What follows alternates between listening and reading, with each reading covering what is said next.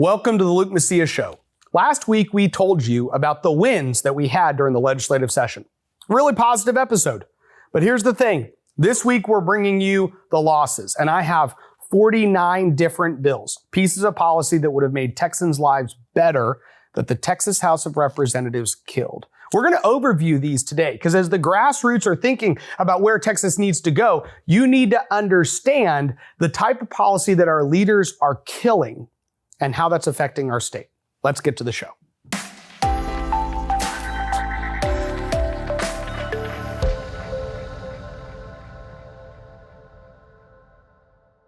If you go to any town hall by your state representative, they're likely going to say something like, "This was one of the most conservative sessions in Texas history.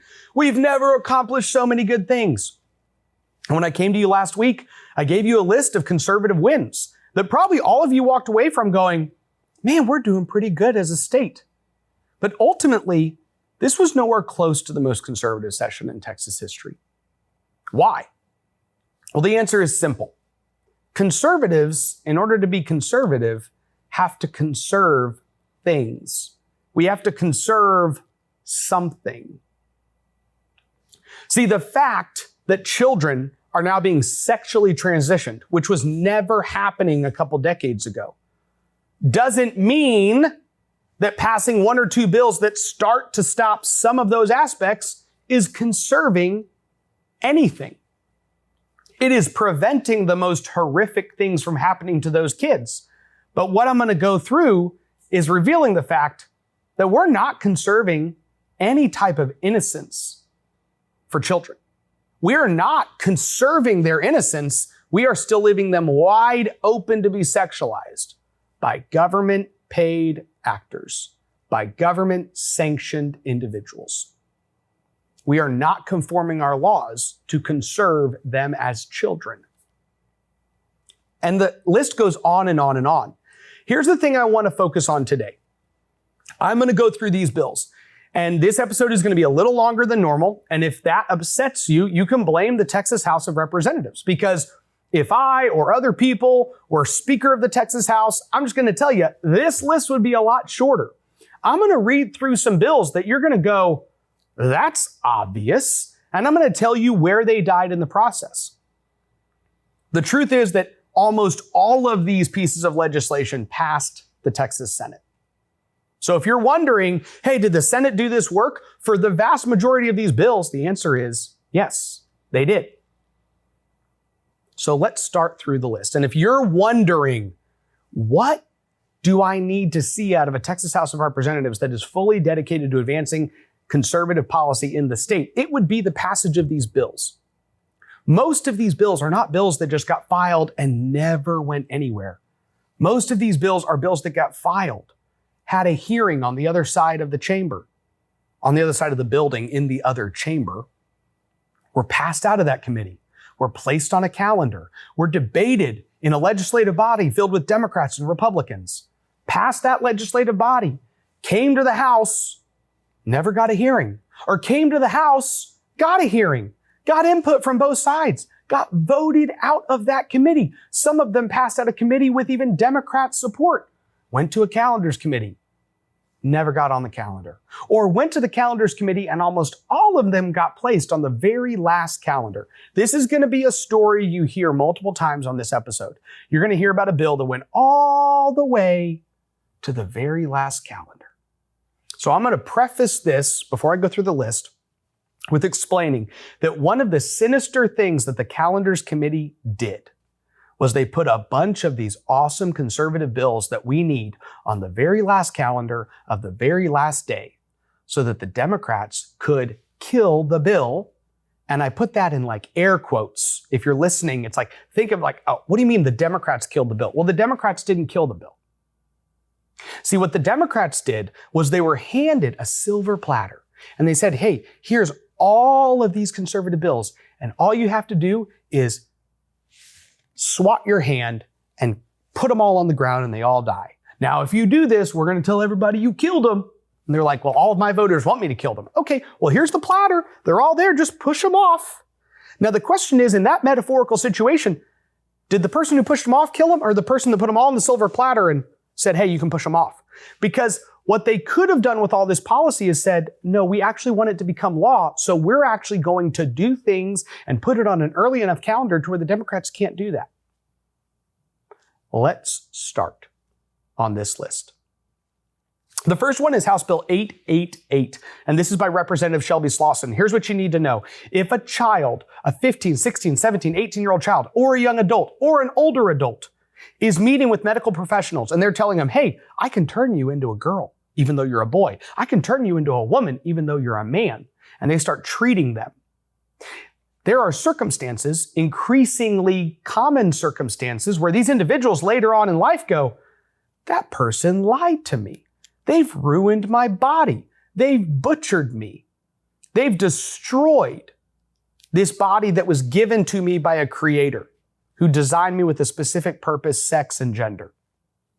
And so they then go to a lawyer and say, what do I do to these people that completely lied to me? Now, in many red states, the lawyer will say, we can take those people to court, but not in Texas in almost all the circumstances.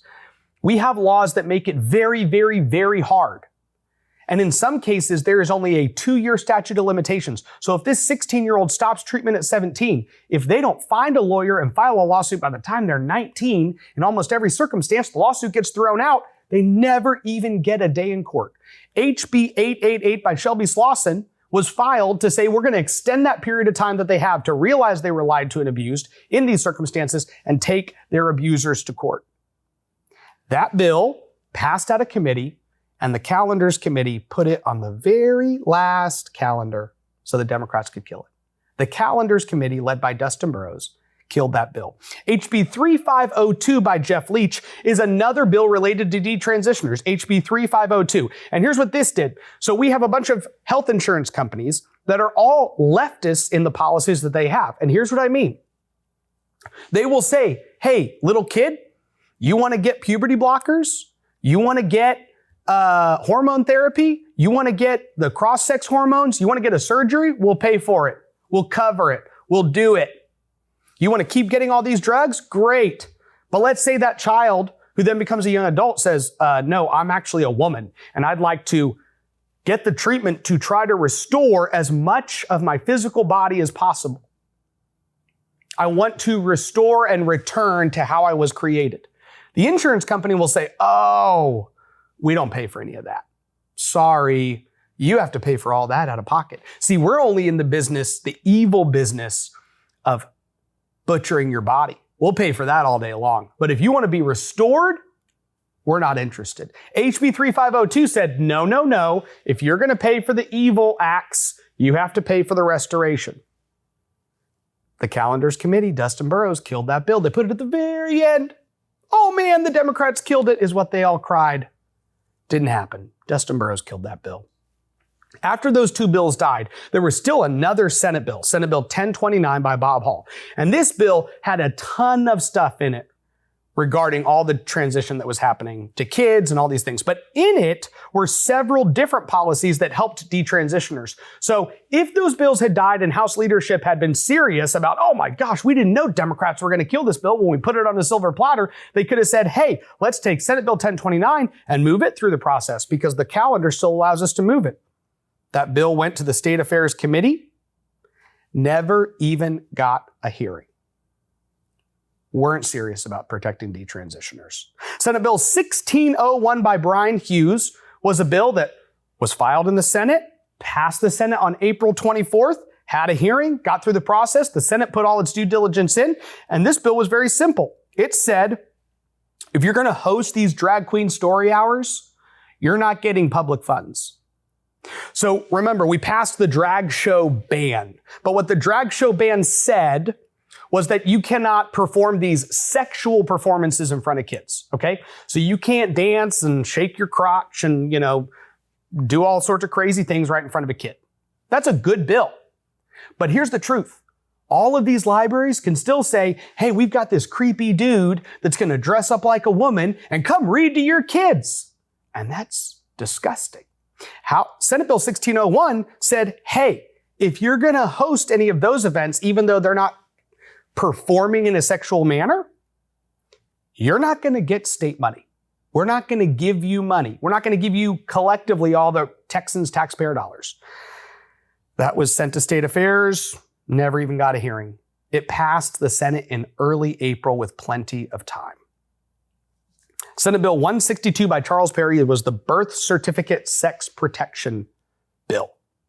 This bill said that your sex has to be on your birth certificate. Right now, it says gender of the kid, male, female, or other. A couple years ago, Texas said, hey, why don't we just start putting a bunch of others down? This says we're going to put a sex section and we're going to say it's male or female and it can't be changed. By the way, this law should also apply to a gender section if that section is also on a birth certificate. You can't change your gender and you can't change your sex. Here's the thing. Currently in Texas law, parents can decide that Tommy, born a boy, lived a boy, assigned a boy, created as a boy, can become a girl. And they can go and change his birth certificate to say Tommy's a girl. That means that the state of Texas is participating in these evil acts. That's what that means. And Senator Charles Perry filed a bill to say, we don't want to participate in that. The Senate took it up. They passed it out. They sent it over to the House. This bill passed in March in the Senate. Never received a hearing in the Texas House. Stephanie Click never even gave it a hearing. How gross. The bill died. Stephanie Click killed it. Senate Bill 1446 by Brian Hughes was an ESG ban on state pensions. And what that is the reality that all these corporations and all these investment managers are pushing these leftist ideas through publicly funded, all of these public pension funds. And what they do is they go into these corporations and they say, you have to pass all these ESG initiatives. ESG stands for environmental and social governance. Okay. And I don't have time to go through all these details because we've got 49 bills to go through. But what you need to understand is that they basically vote for liberal policies to be enacted on a corporate level, not a government level, but a corporate level. And in this situation, they're using our state pensions. So all of our taxpayer dollars have been collected into some of the biggest pensions in the world. Your 401k tries to go and vote on a conservative issue and push against a liberal policy. You got very little swing, depending on how big your 401k is. But here's the thing. The state of Texas pension system has a lot of pull. And if they're going to vote against all these ESG initiatives, and if they're not going to invest with managers who are pushing the ESG initiatives, there's two different things. One is don't vote for the liberal policy. The other is, hey, I don't want our money being managed by some guy who's becoming a cajillionaire and has these super liberal ideas and is trying to push these liberal policies. This would have said, our pension system's getting out of the ESG business, passed the Senate, was delayed for weeks in the Pensions and Investments and Financial Services Committee, which is chaired by Giovanni Capriglione. But ultimately, Dustin Burrows and all of his Republican members on the Calendars Committee killed the legislation. They placed it on the last calendar, and they never got to it. There was another ESG bill, Senate Bill 1060, Senate Bill 1060. This is the ESG insurance shareholder bill. So there was an ESG insurance bill that passed, I think it was 883 or 833, but Senate Bill 1060 was going to say, again, insurance companies, you can't enact these shareholder policies that are pushing these leftist ideas. The Calendars Committee, Dustin Burrows, killed that bill.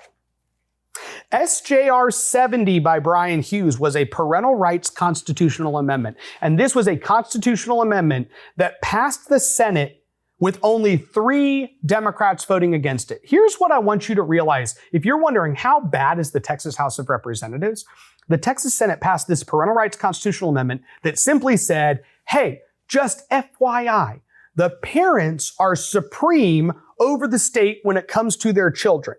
And it established that constitutionally so that any other people that show up in the future that say, hey, we're going to try to kind of get around mom and dad and get to the kid, and the state is going to start taking over as the role of the parent, that's not going to happen. It passed the Senate, and only 3 Democrats were radical enough to vote against the bill.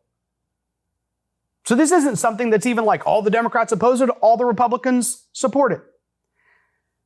That bill never even got a hearing. The State Affairs Committee, chaired by Todd Hunter, killed that bill. The last one that fits kind of within these cultural issues is Senate Bill 163. Donna Campbell, parental consent for sex ed. Here's what you need to understand. Right now, parents consent for their kid to get into sex education, but this requirement expires in 2024. So Donna Campbell said, hey, I don't want that to expire. I want this to be replaced. It was a great bill, opt in for sex ed. But the reality is that that bill died in the Texas House. Senate Bill 163, dead. It was sent to the Public Education Committee, who sat on it for a little while. They sent it to the Calendars Committee, and then Dustin Burrows put it on the very last calendar. Dustin Burrows and the Republicans on the Calendars Committee killed this bill.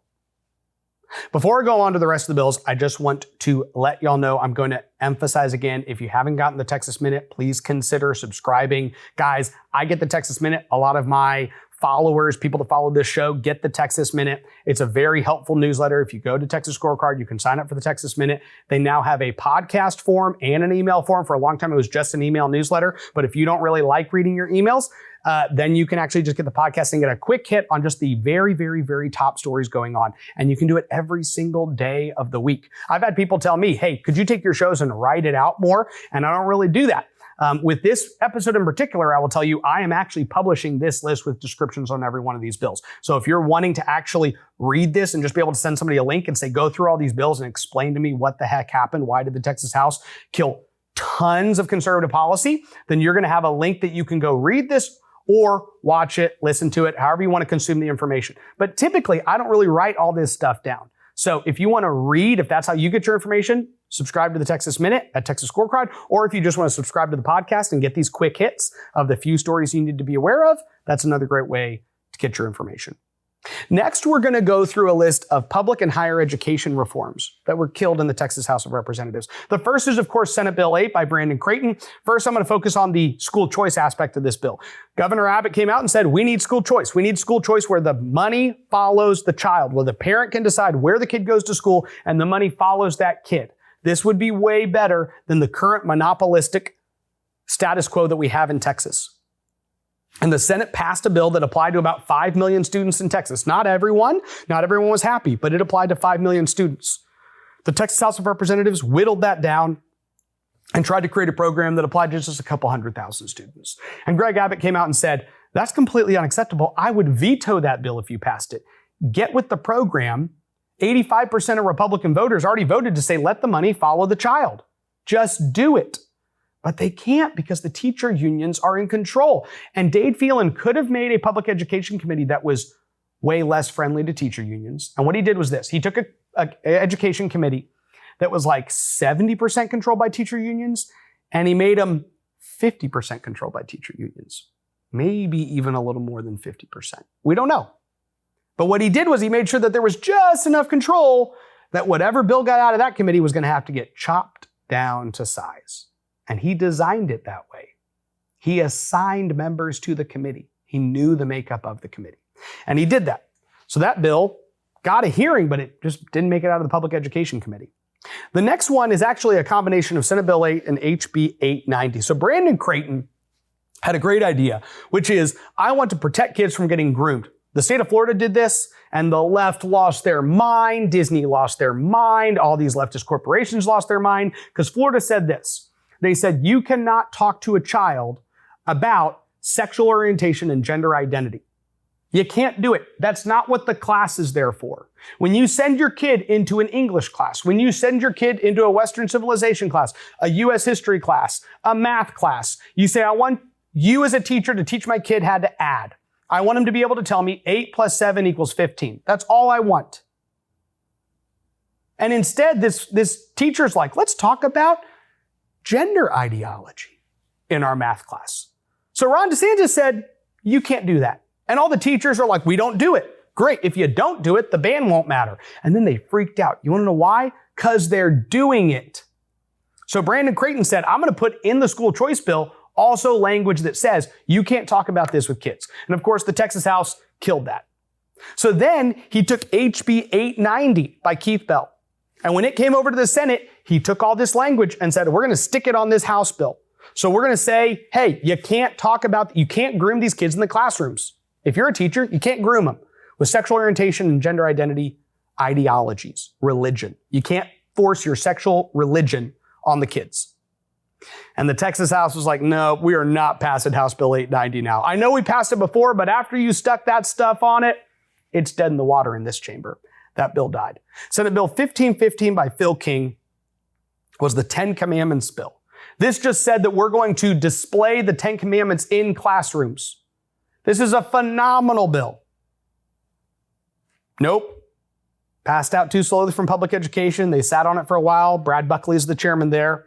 Ultimately, the Calendars Committee killed it. Dustin Burrows and the Republicans on the Calendars Committee said, hey, let's stick this at the bottom of the very last calendar and just never get to it.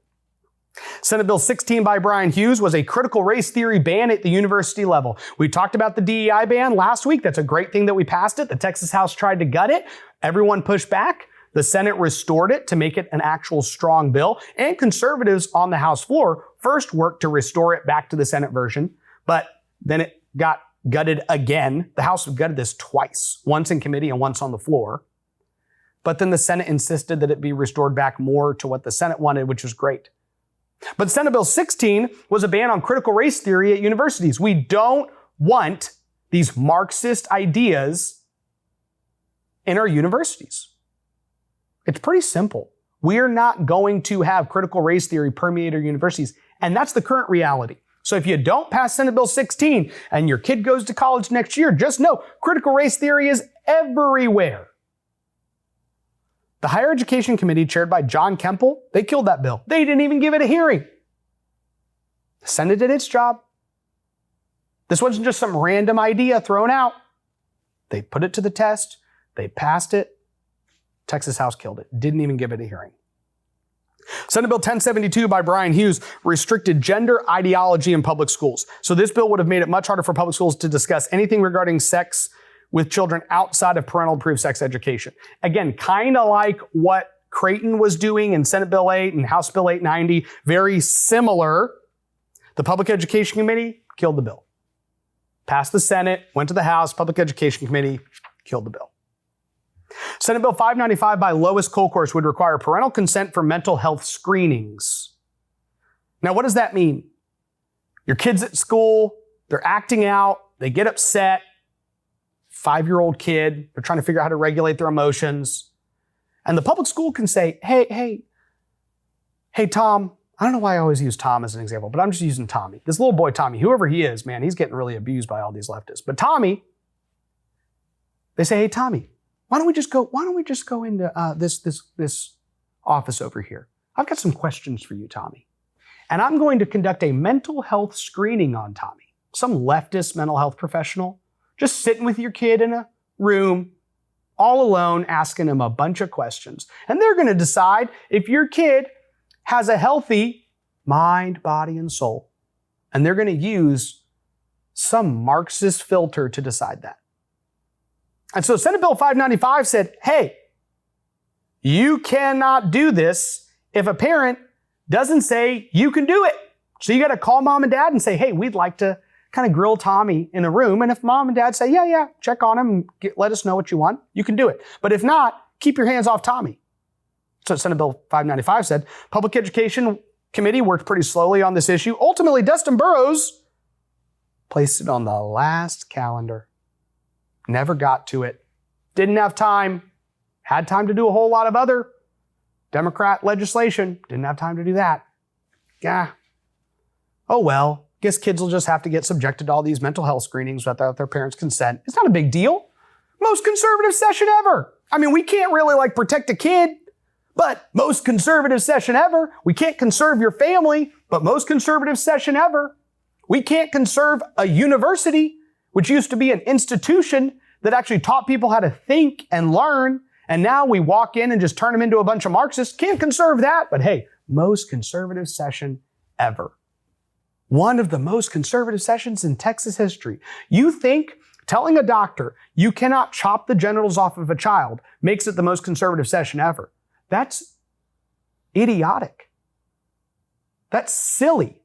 It does mean you passed a good bill that prevents evil from happening. But guess what? You can't even preserve these basic institutions that have been in our state. You think you conserved something? Let's talk about health freedom. Let's talk about vaccine choice. So first of all, Senate Bill 177 is kind of the top bill that gets focused on. This was very simple. Brian Harrison came up with it as a brainchild. He just said, we're going to end COVID vaccine mandates, period. You can't get fired from your job. You can't get brought in.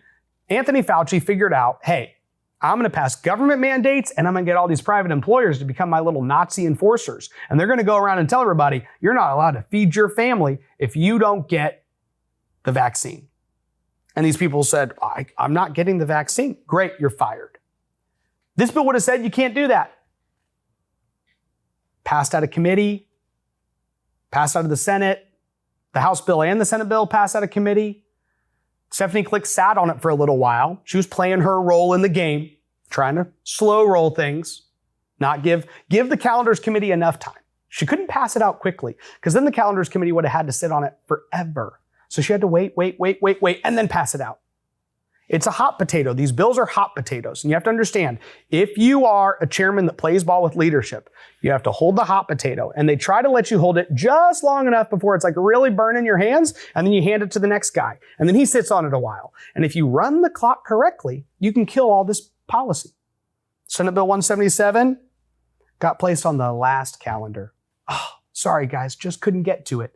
And they think they're cute by passing him out of the calendars committee. That way all the Republican members of calendars can say, what are you talking about?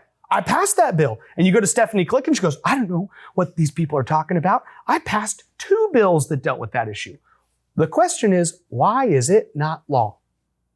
Why has the governor not signed the bill? You want to know why? Because y'all are not incompetent. You're actually smart enough to know what you're doing.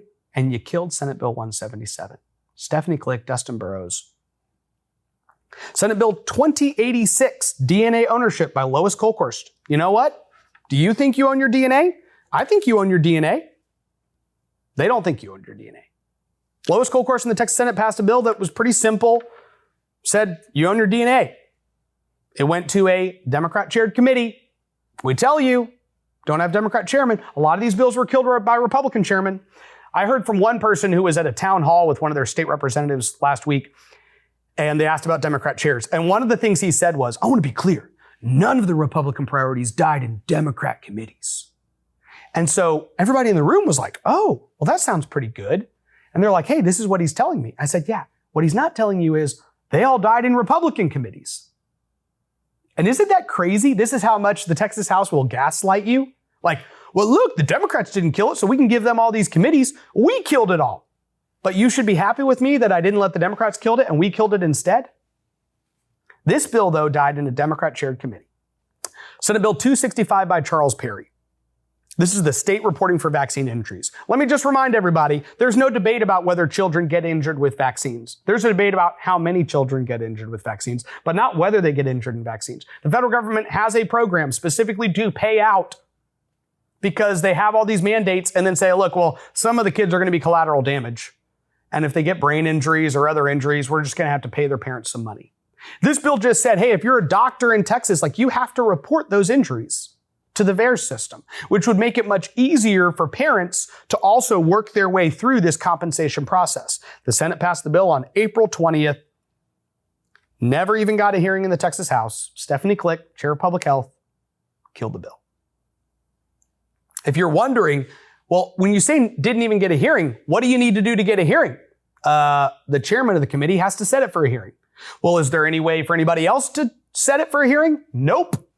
The chairman of the committee sets it for a hearing. So when I tell you this bill never got a hearing, that is literally the chairman of that committee saying, I don't even want people to hear about this bill, let alone vote to pass it out. Senate Bill 1584 by Bob Hall was the blood donation protection bill. Let me just quickly explain this problem that exists. Okay. Certain people say, hey, I want blood from this guy. This guy and I share the same blood type. I would like him to be able to donate blood and that blood be given to me. And he says, I want to donate blood and give it to that guy who needs blood and knows me. But what's happening is some people would like to have somebody donate blood to them that's not vaccinated. And the medical mafia is like, no, you can't do it. So Bob Hall files a bill, Senate Bill 1584, to address this issue and passes the Texas House. The calendars committee kills it. Put it on the very last calendar. Oh, sorry, we just didn't get to it. Senate Bill 666 by Bob Hall, Medical Board Reform. The Texas Medical Board is a weaponized agency being used to target conservative doctors. They can lose their license based on an anonymous complaint. So you have some doctor who's treating patients, let's say for COVID, and they're saving people's lives. And the leftist medical establishment goes, we need to report that person to the Texas Medical Board. And they do. They're not a patient of that doctor. They've not even worked with that doctor. They never need to say. This bill would have reformed that process. Passed the Senate on May 12th. Never even received a hearing. The Public Health Committee, Chairman Stephanie Click, killed the bill. Senate Bill 389 was the Medical Board Transparency Act. So right now, the Texas Medical Board is not giving legislators legislative requests. They're not responding to legislative requests. And they're using these little loopholes that they've interpreted in state law to say, we don't really have to give you any of the things you ask for. So if you as a legislator ask the Comptroller's office, the Workforce Commission office, some other office, hey, we want some information from your agency, they have to respond. But if we ask the Texas Medical Board, Medical Board says, we got this kind of way of working around it. So Bob Hall files a bill and says, no, you're going to have to be more transparent. We're going to take a dark leftist state agency and bring it into the light. Passed the Senate on May 3rd. Never received a hearing. Went to the State Affairs Committee. Todd Hunter killed the bill. Senate Bill 301 by Bob Hall was the right to treat. This bill prohibited licensing boards from denying, revoking, or suspending a license or taking any disciplinary action against a licensed certified healthcare provider or pharmacist due to lawful dispensing, prescribing, or administration of ivermectin or hydroxychloroquine. Very simple. These are two drugs the medical community loved until people started saying, hey, we're going to use it as one of the treatments for COVID, one of many. And they said, no, that is not what we've all agreed upon. Even if our treatments are not as effective, you're not allowed to do it. And we have doctors in Texas who are being punished with your taxpayer dollars, and agencies are coming after them. The Texas Medical Board. This bill passed the Senate on April 20th. Never even got a hearing. Stephanie Click killed it. Went to the Public Health Committee. Senate Bill 426 by Angela Paxton was the right to treat as well. I call it kind of right to treat number 2. And basically this bill allowed patients the right to access off-label medication if their doctor prescribed it for COVID. It was basically saying, hey, when it comes to this disease that shows up, we're not going to basically come in and tell doctors you're only allowed to prescribe these few drugs. We're going to say, if there's anything you want to prescribe to your patient who has entrusted themselves to your care, you can do it. No adverse action taken against you. It passed the Senate on April 5th. There's tons of time. That's like passing in half time in the Texas House. For the third and fourth quarter, Stephanie Click killed it. Never even got a hearing in the Texas House. Senate Bill 426. Let's go to the issue of immigration. House Bill 20 by Matt Schaefer was filed. This was probably the best immigration bill of the session. This was going to establish the Border Protection Unit. I don't remember the exact name of it, but essentially establish a border force, which was going to actually go down and challenge the unconstitutional rulings that the federal courts have made in the past and say, when we are being invaded, and it had an invasion declaration in the bill, a finding that we are being invaded, we are allowed to take people who we witness crossing into Texas from Mexico and return them to the other side of the border. We are going to return them to Mexico because the federal government has completely abdicated its responsibility. And Dade Phelan got all cute and said, hey, this is a priority of mine. Now, if it was a priority of Dade Phelan's, shouldn't it move? Shouldn't it go? Shouldn't it actually move through the process quickly? No. It's actually the Democrat bills that were a priority of his that moved really quickly. So he wanted to expand Medicaid and other things like that. And those bills just flew. But not this. The best, literally everybody's looking at Dade Phelan's priorities and they're like, his best priorities is House Bill 20. I kept telling people the one issue that the House looks to be to the right of the Senate on is on the issue of immigration. Because House Bill 20 is a great bill. And if it had passed the Texas House and gone to the Senate, we would all be coming to you right now saying, hey, the House actually did a good job trying to protect the border, and the Senate didn't. But here's the problem. House Bill 20 never made it out of the House. The Speaker's priority never made it out of the House. How did that happen? Well, see, it kind of got delayed and delayed and delayed and delayed and delayed. And then the calendars committee is like, let's put this on one of the last calendars. And then the Democrats are like, hey, we got this point of order.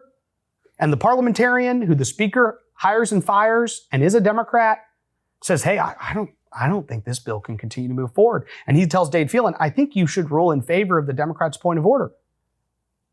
Now, the parliamentarian doesn't point of order bills.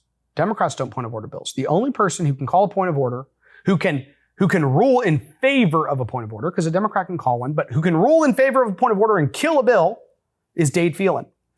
And see, the House leadership had to work together to make sure that this bill was super late in the process so that when Dade Phelan said, I rule in favor of this point of order and it has to go back to committee, it can't get out of committee and go to calendars and get put back on the calendar in time.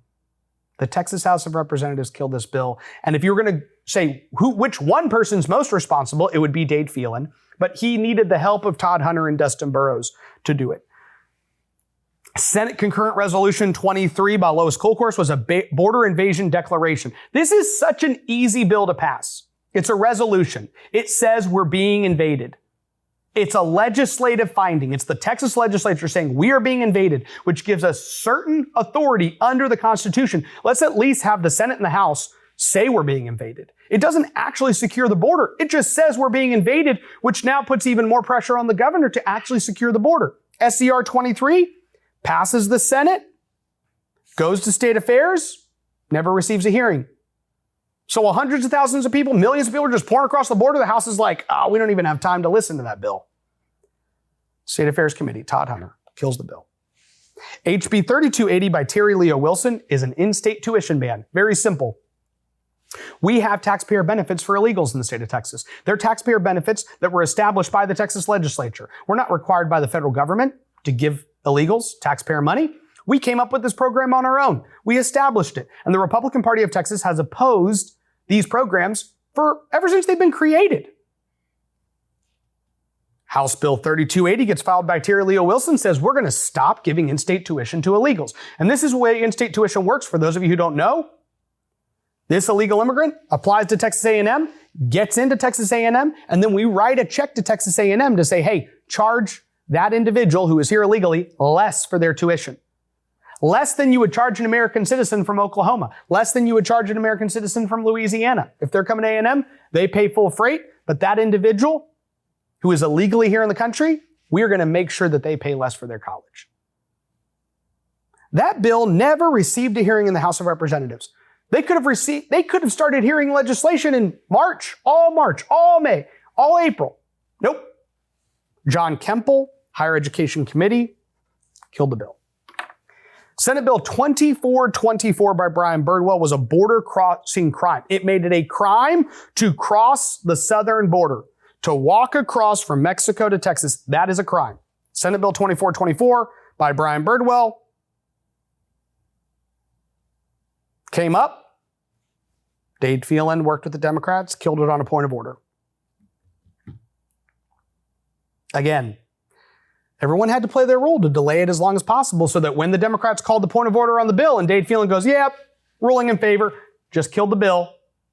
Also remember, 10 members of the legislature, HB 20 or SB 2424, all it would have taken was 10 members of the legislature to say, we're challenging the ruling of the chair, and we would have had a record vote and had potential to have 76 legislators vote to say, hey, we're going to make it a state crime to cross the border and give everybody even more tools to start securing our border, which is not secure at all right now.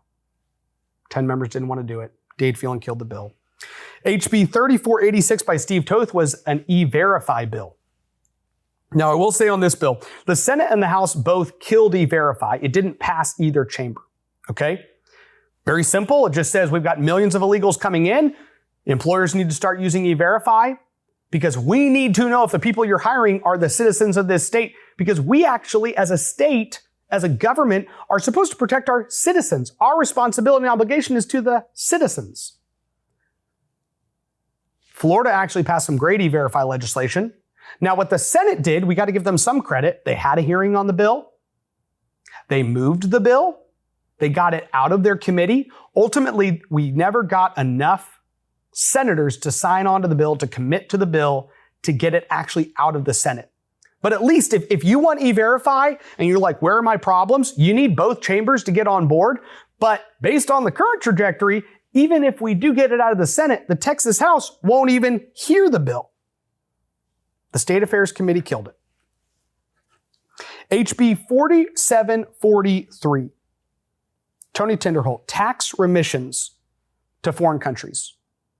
Very simple. Let me explain how this works. And the legislature knows this. These guys aren't dumb guys.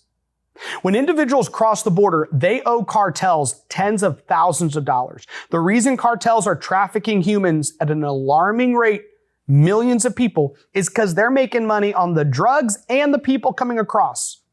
And if you cross that border, like for all you know, the cartels, if you don't pay them and you don't finish the payments, some brother's going to lose a finger or something. So you owe them a lot of money. So first you got to go get an American job. And you can't get an American job if there's E-Verify, but you know what? The Texas legislature killed E-Verify, so you can go get an American job. And our court system will say, oh, well, you're here legally. And it's not a crime to cross the border in the state, so we can't even come after you there. And we killed Matt Schaefer's HB 20, so we're not having a border unit there to put you back into Mexico. So then you get an American job. And then you owe these cartels a lot of money. So when you get your paycheck from your American job, you send back a good portion of that to Mexico. And it goes to the cartels. A lot of it. And so this was going to say, hey, we're going to start financially penalizing this whole system that is literally designed. We have favored our laws for the cartels. So Tony Tinderholt filed a bill that said, hey, we're going to tax the snot out of those remissions. When you go to send out money to the cartel, guess what? Uncle Sam's going to take some of that money. And I don't care if you don't like it. Because the person sending it, many cases, is not even in the country legally, and they're sending it to some cartel member. So we could take 15, 20% of that and pay down your property taxes. But no, it went to the Ways and Means Committee. Chairman Morgan Meyer killed it, never even gave the bill a hearing. Did you see what I just explained to you about House Bill 4743? Doesn't that sound like a bill that the Texas House would be like, we should at least consider this bill? Never even gave it a hearing. Morgan Meyer killed that bill.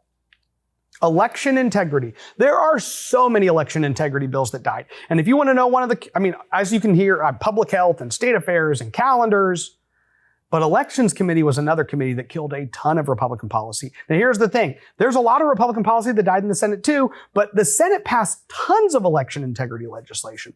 So let's go through the list.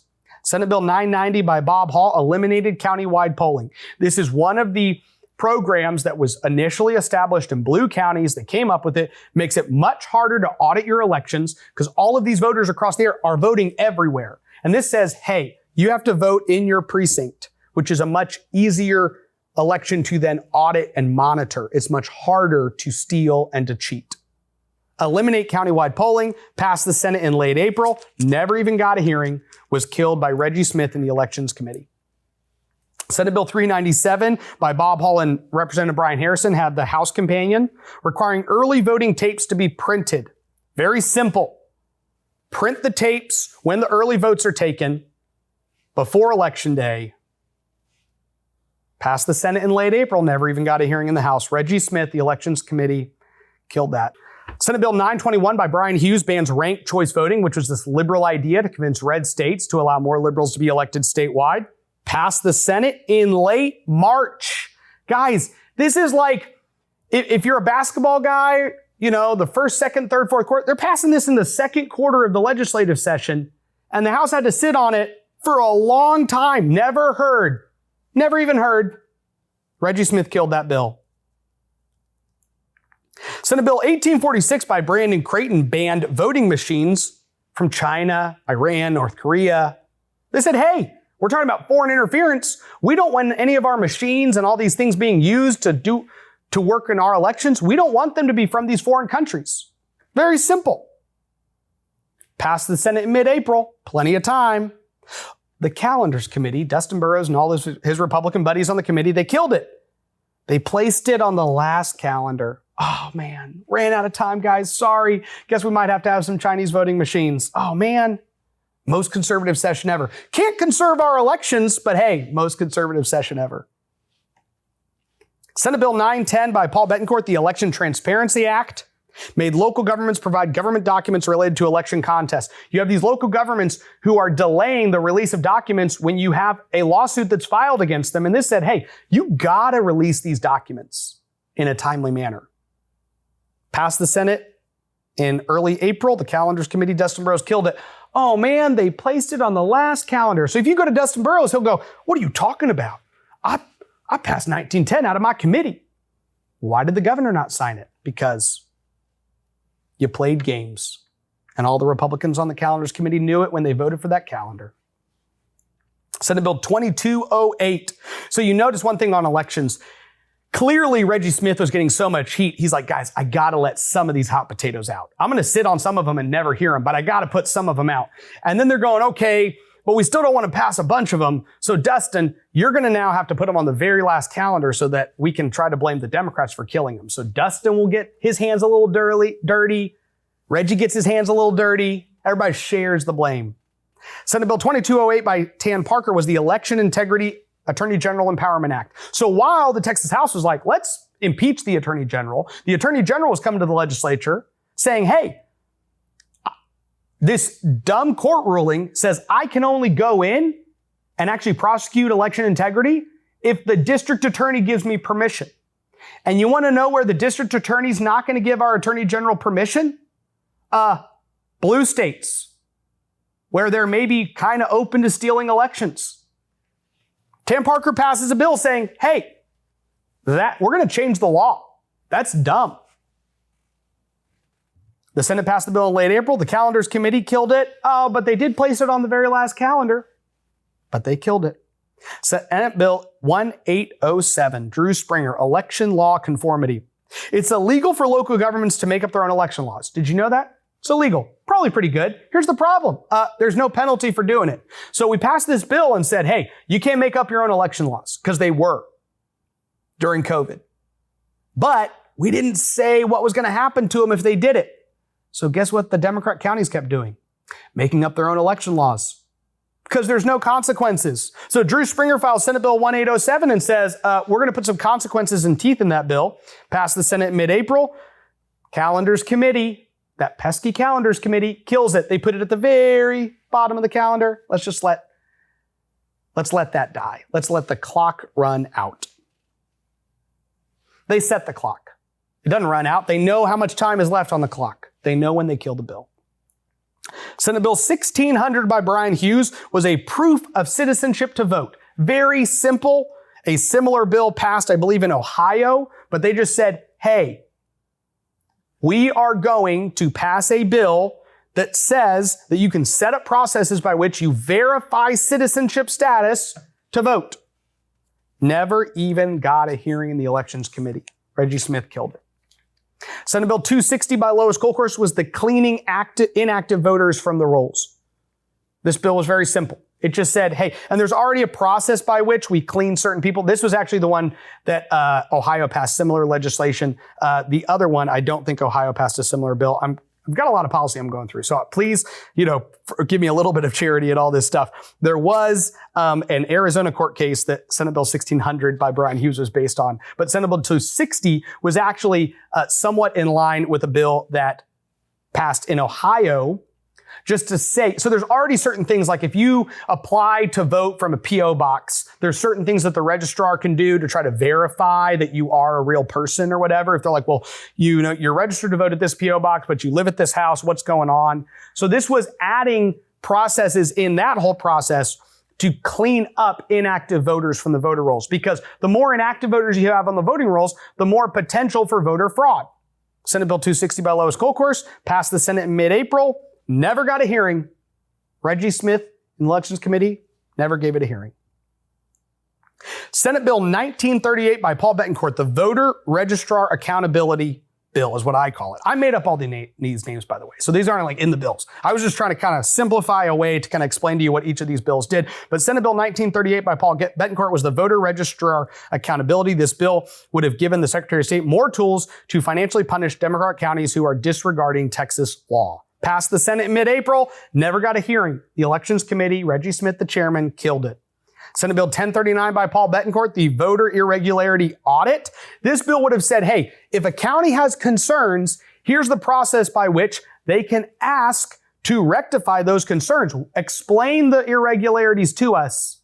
Elections Commission, the local elections administrator. And then if they're unsatisfied with the answer, if this person's like, well, this is why, it says 100 people voted, but really 90 people voted, and we're trying to explain this whole situation to you. And they go, yeah, none of that makes sense. They can actually ask the Secretary of State to come in. It was very simple. It was a voter irregularity audit, empowering these counties, red counties and blue counties alike.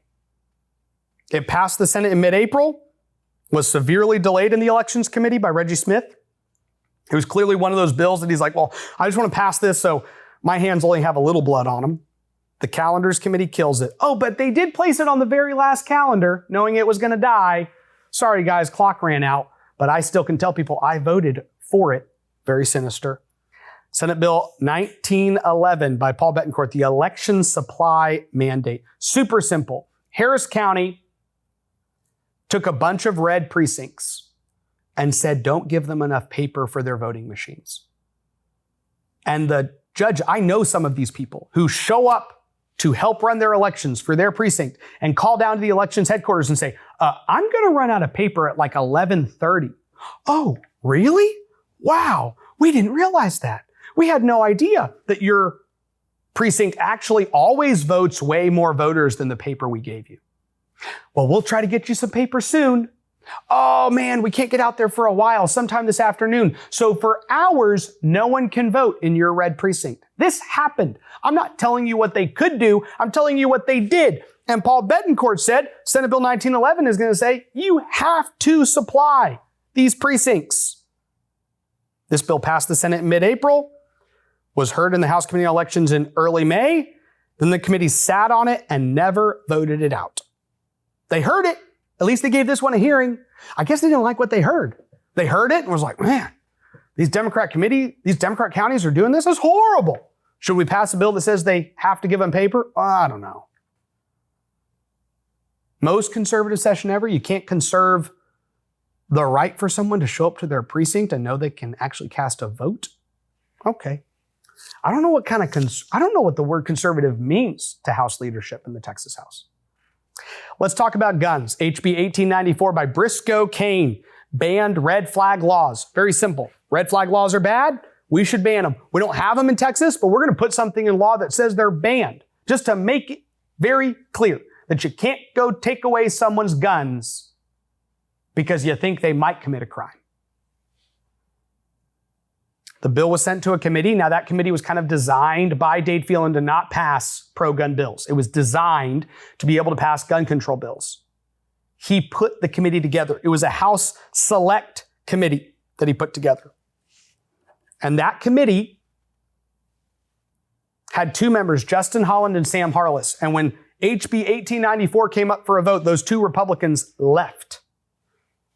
And what they did was they made sure that there were enough votes where when the Democrats voted, the bill died. Justin Holland and Sam Harless killed that bill. HB 2705 by Richard Hayes was the Protect Short Barrel Firearms Bill. This bill will protect gun owners who this would protect gun owners who possess short barrel firearms. The Calendars Committee killed this bill. They just placed it on the last calendar towards the bottom. On the last day House bills could pass, and oh darn, we didn't get to it. Did we get to thousands of other bills? Yes. Did we pass over 1,000 bills? Yeah. Bunch of Democrat bills? Yes. Did you put them on earlier calendars committees? Yes. Did you put them on earlier, not calendars committees, but calendars? But this one, we just sat on for a little while and just threw it on the very end. Oh man, the Democrats killed it. HB 5153 by Tony Tinderholt was the federal gun confiscation opposition bill. This basically just put more teeth into laws that we have that say, hey, The federal government is not going to come in and start enforcing these draconian, tyrannical gun control laws if they ever think about it. And these bills are really important to pass because they set the tone and tell the federal government what they're up against if they decide to come to Texas to try to take our guns. That's why you pass these bills. That's what happens when you're trying to conserve the Second Amendment, conserve basic rights that we have as a society. But that bill never even got a hearing. The State Affairs Committee, Todd Hunters, killed the bill. Never gave it a hearing. HB 4663 by Mark DeRazio, the adult gun protection bill. All this did was say, hey, 2 years ago, Texas passed unconstitutional legislation. They passed a bill that said that 18-year-olds don't have a Second Amendment right. Okay, now that was the constitutional carry bill that did a bunch of other good stuff, but you have to know that aspects of it that were opposed by conservatives said, hey, young adults who can go sign up and join the army, give their life and get shot at, they don't have a Second Amendment right. So the federal court said, yeah, they do. You can't actually take those rights away from 18, 19, and 20-year-olds. Sorry, Texas legislature. So Mark DeRazio filed a bill and said, hey, can we just fix that? Can we just restore it? Never even got a hearing. Ryan Guillen, chairman of the Community Safety Committee, killed the bill. The Community Safety Committee was the committee established by Dade Phelan that was kind of designed to pass more gun control and kill gun policy. Let's talk about a couple other conservative bills. One is Senate Bill 147 by Lois Kolkhorst, probably the most obvious bill that could have been passed this session that got killed. All of these are obvious, right? I mean, you just read them and you go, why didn't that pass? Why didn't they give that a hearing? Why did they play games and just delay, and then put at the very end? And what are these guys trying to do? What do they think they were sent there for? None of them campaign and say, hey, I'll fight really hard and then sit on a bunch of the bills that you care about and I tell you I care about. They don't campaign that way, but they do that. Senate Bill 147 is simple.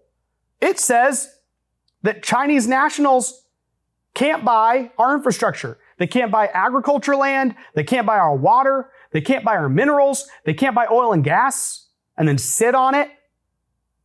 They can destroy us. They're allowed to come in and buy our dirt. And this says, no, you can't do that. Do you know what happens when you go to China? You want to go try to buy a lot, a home? You can't do it. They go, we own all that. You're not allowed to own any of it. You can sign a 100-year lease. A 100-year lease. Lois Kolkhorst started out with Senate Bill 147 literally saying, I want all land to be banned. Unfortunately, there weren't enough votes in the Senate, so it got kind of whittled down, but it still was a good bill that said, hey, all this infrastructure can't be purchased by Chinese nationals. State Affairs Committee gave a hearing to Cody Harris's bill in their committee, which did something similar. It still was even smaller than Senate Bill 147. It did less than even Lois's whittled down bill, which is often what happens in the House. They file some bill that does even less than what the Senate even does when they whittle their own bills down. They gave a hearing to that bill, never gave a hearing to 147, sat on the bill, never voted it out. The State Affairs Committee, Todd Hunter, killed that bill. Senate Bill 175 by Mays Middleton was a taxpayer-funded lobbying ban. Very simple. Your taxpayer money is not allowed to be used by these local governments to pay millions of dollars to all these lobbyists in Austin who then go and lobby against our conservative legislation. All these cities and counties and they're coming in here. Guys, we had Democrat counties that were like hiring law firms to find points of order on bills and stuff. Your money, your taxpayer money being used. They didn't go to a private donor and say, would you like to fund this program to hire these lobbyists to kill these bills? They said, no, let's just use a little bit of everybody's money. Let's use all these Republicans' money who pay property taxes that are going through the roof, and then we'll pay lobbyists, and the lobbyists will go kill property tax reform and relief efforts. So Mays Middleton filed a bill that is supported by the Republican Party, is supported by conservatives on both sides. Taxpayer-funded lobbying ban passed the Senate, was never even given a hearing in the Texas House. The State Affairs Committee, Todd Hunter, killed the bill. Senate Bill 610 by Brian Hughes, Article 5 convention. Now, I've heard from a lot of our listeners and viewers and followers and email subscribers, all your opinions on the Article 5 Convention, okay? I have a lot of people that say they love it and a lot of people that say they hate it. So this one I put on the list, but I caveat it with acknowledging the fact that if you support an Article 5 convention, then this is another conservative bill that was killed in the Texas House of Representatives. Passed the Senate, and you probably can blame the Calendars Committee, Dustin Burrows, because they did place it on like the last calendar and it got killed. But if you oppose the Article 5 convention, then like Senate Bill 610 is not on the list of conservative things killed. So for you, if you oppose it, then this is like 48 bills. And if you support the Article 5 convention, then Senate Bill 610, then there's 49 bills. 49 bills that the Texas House killed. And I'm going to tell you something. This is a list I built in one day. One day. I sat down and said, let me just start pulling together bills that were killed. If you think this is an exhaustive list, you're wrong. If you are somebody who follows the show and you know of other conservative bills that you were following that died, feel free to send them. I'd love to talk about them. But I don't think much more of a case needs to be made. I mean, this to me is almost 50 articles of impeachment against almost every Republican in the Texas House, certainly against all these chairmen. It's absurd. They're playing with kids who are being sexualized. It is an impeachable offense.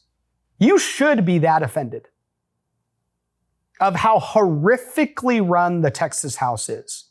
And these people are not dumb. They know what they're doing. They know how the process works. And this is what they hate. They hate that you and I know how the process works too. That's what they really hate.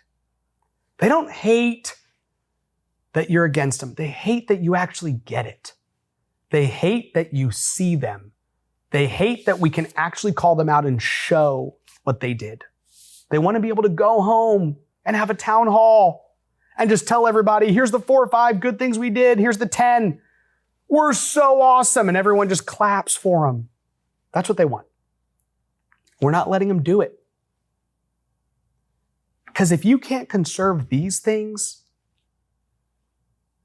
then this isn't even close to one of the most conservative sessions in Texas history. I hope that this has been helpful. I hope that this has given you at least something you can share with anybody in Texas to say, if you want to know all the things that the Texas House killed and all the problems with the culture of the lower chamber and the legislature, look at this list. We're going to publish this on Texas Scorecard as a written commentary too, so you can actually just go say, read this list, watch this video on YouTube, listen on Apple Podcasts or Spotify. Guys, this is why we have the Luke Macias Show, is to be able to bring you this information. It's different than what you get anywhere else. Okay, we're not here just to give you a couple quick hits on news stories. We're trying to tell you what's really going on. And this is what's going on. I hope this has been helpful for you. God bless you. And may God bless the great state of Texas. No ads, no paywalls, no government grants, and no corporate masters. Just real news for real Texans. This is Texas Scorecard.